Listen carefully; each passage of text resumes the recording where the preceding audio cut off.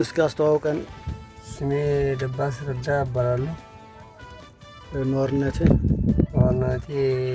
ወረባዬ ቁሸት ላጤ ይባላል። ራያ። እሺ፣ ያለህ የአካል ጉዳት ምንድነው? ያለብህ በሽታስ ምንድነው? ተጓዳኝ በሽታ ያለኝ ተደራቢ በሽታ ያለኝ 4 አይነት በሽታ አለኝ ተብያለሁ። ከዛ ግን 3 ጊዜ ሕክምና ሄጃለሁ። ከሶስተኛው መጨረሻ ምን አለኝ? ኩላሊትና ሳምባ ተቃጥለዋል፣ አይደረና የምታከመው ካለኝ በኋላ አቅም የለኝም።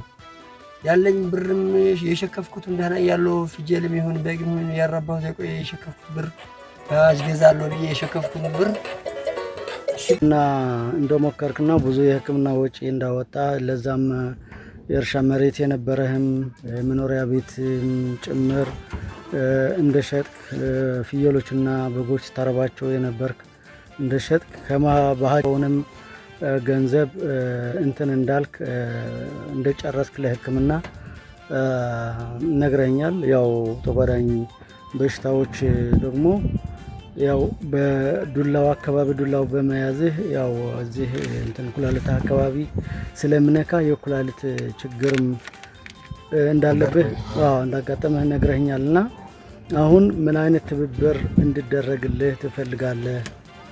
እኔም ያው የምታብሩኝ ቃምን የማጸረው በቃ እቺ የግርሞት ጨሻ ታክሜ ጨርሻለሁ። ያለኝ እርሻም ሁሉ ጨርሼ በቃ የሚመራ አሁን ቅርም የምታከምበት ብር ላገኝ የሚበራ ቢጠጣበት ብርም የለኝም።